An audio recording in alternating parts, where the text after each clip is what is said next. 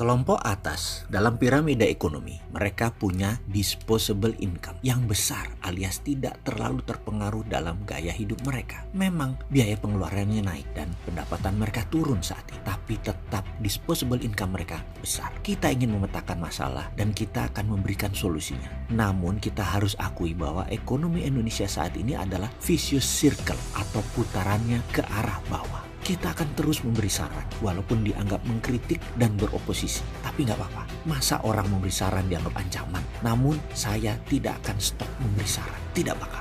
Hanya untuk menunjukkan bahwa ada muscle knowledge yang lain yang bisa membantu menyelesaikan masalah ekonomi di Indonesia. Walaupun tidak dianggap. Nggak peduli kita. Begini solusinya. Ada 7 instrumen geoekonomi. Pasti tahu kan apa saja. Kalau kita tahu, maka ada baiknya kita melakukan counter strategi. Jadi pertama kita membangun strategi nasional secara ekonomi. Kita memilih mana yang akan kita dominasi, mana yang akan kita mainkan di internasional, dan mana yang jadi alat tawar kekuatan nasional. Dalam dealing dan willing, alat tawar harus punya. Kalau tidak, bikin dulu roadmap-nya alat tawar ini. Kalau tidak, kita akan selalu jadi korban atau victim. Fakta saat ini kita tidak punya strategi nasional yang terbukti selama 4 tahun ini dan harus diakui. Dan jangan mengatakan dengan mengatakan ini masalah global. Tidak, buktinya apa? Singapura nggak kena impact tuh. Jepang, Taiwan, Korea Selatan nggak kena impact tuh. Karena mereka punya strategi ekonomi nasional. Yang nggak punya strategi ekonomi nasional,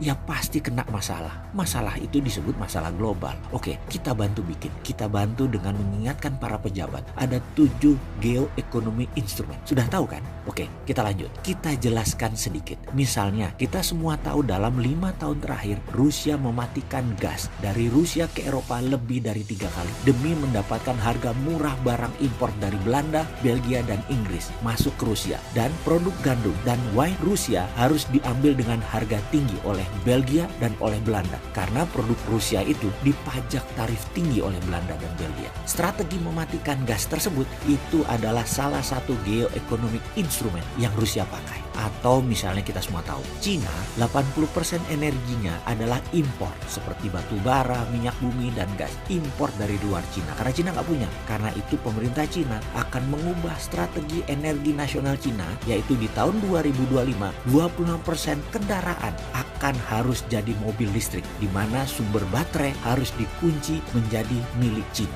Sumber baterai bahan bakunya seperti nikel, kobalt, lithium, yang paling utama adalah Indonesia sumbernya. Ada lebih 15 smelter nikel di Indonesia milik Cina. Lalu dianjurkanlah pemerintah Indonesia untuk buat kebijakan tidak boleh ekspor nikel ore atau biji nikelnya nggak boleh ekspor. Karena kalau diekspor, pabrik smelter Cina nggak ada isinya dan gagal program baterai nasional Cina tersebut. Untung kebijakan menteri di Indonesia itu mendukung kebijakan nasional Cina. Jadi dibuatlah kebijakan yang mendukung kebijakan Cina itu di Indonesia. Selamat, sekali lagi, selamat Bu yang buat kebijakan itu. Cuman saya mau nanya, ini menteri presidennya tuh presiden Indonesia atau presiden Cina ya? Kok buat kebijakan selalu nguntungin Cina? Maaf loh ya, cuman tanya.